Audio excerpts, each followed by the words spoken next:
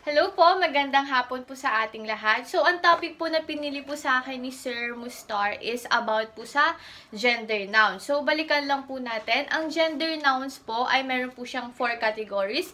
Ito po ay ang masculine gender, feminine gender, common gender, and neuter gender. So, pag sinabi po nating masculine gender, ito po ay tumutukoy sa mga panlalaki, boys or men.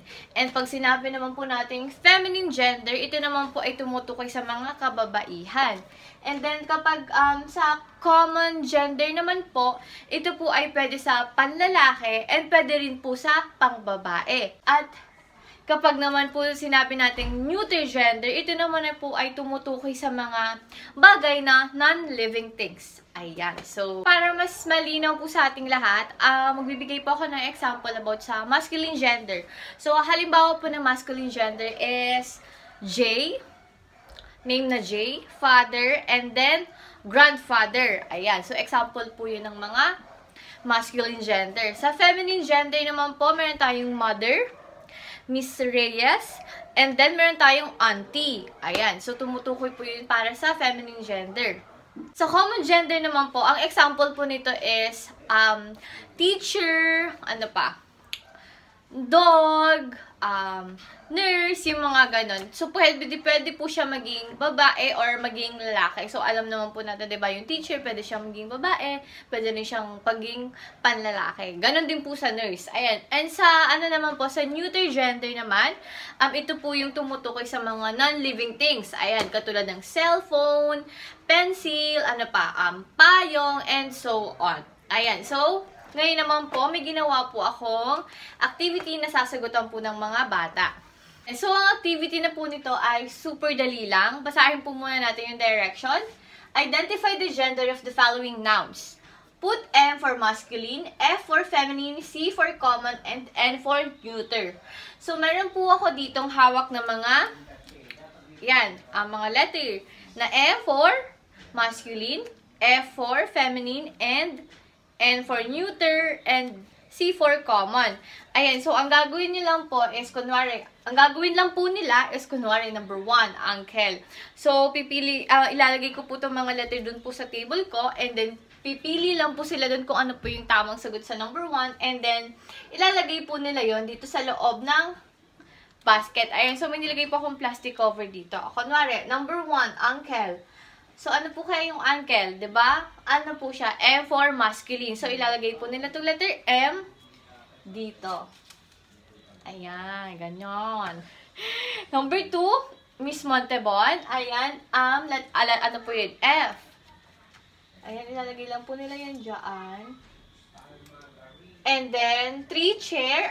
Ito po ay sa neuter.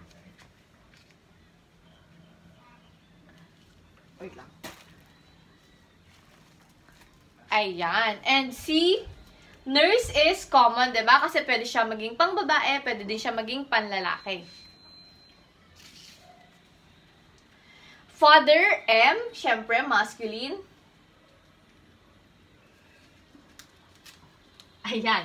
And number 6 is dog. So, ang dog pwede siya maging pangbabae, pwede din siya maging panlalaki. Kaya, common. 7, pillow. So, ano siya? Non-living thing siya. Kaya, neuter. And 8, Ate Julie. Ano kaya siya? Letter F. Kasi, ano siya? Feminine. Pang-babae siya. Ay. So, ito po yung first activity na gagawin nila. And after po nyan, meron po akong hinandang group activity, differentiated activity. Igugrupo ko po sila sa dalawa. And, may ilalagay po ako dito. Wait lang.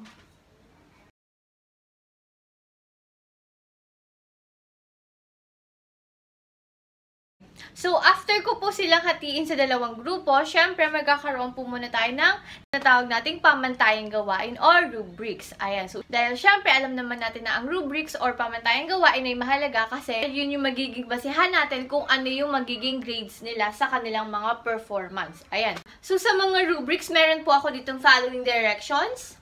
Participated and cooperated with the group. And the group output is clean and well done. Ayan. So, meron po tayong score na 3, 2, and 1. So, after po nun, total score, kung ilan po yung naging score po nila. And dumako na po tayo sa kanilang mga pangkatang gawain. Ayan. Unahin na po natin ang group 1. So, direction, read the poem titled, I Love My Family. And determine the genders of the nouns that describe the people in the poem. So, ganito po gagawin nila. Magpa-practice po muna sila. Dapat sabay-sabay po nila ito basahin, itong tula sa unahan. And then kapag na-present po nila yung sa unahan, sasabihin po nila sa akin kung ano po ba yung mga nouns na nandito sa tulang ito. And i-identify nila kung anong gender ng nouns na naroon. For example, daddy. So, anong gender kaya ng nouns yung daddy? Diba? M, masculine. So, ganun lang po yung gagawin nila. Ayan. At ang pangalawa naman po ay ang para sa group 2. Ayan. Ayan. So, para naman po sa ating group 2, ayan, kung makikita nyo po, directions. Make a song about animals and non-living things. Ayan. So, ang gagawin lang po nila is, magagawa po sila ng kanta or isang awitin na patungkol sa mga animals. Ayan. Ito lang po, binigay ko lang po sila ng mga halimbawa ng animals, dog, cat, and butterfly. And sa mga non-living things like basket, socks, and umbrella. So, iilan lang po to sa mga ginawa kong example para din po may ideya sila. And sa kanta naman po, kahit mga, isang stanza lang or 2 stanza, okay na po yun. Basta na-i-present po nila ng maayos and malinaw po. Ayan. Ayun lang po yung kanilang pangkatang gawain. So, that would be all po. Thank you po for listening. Bye!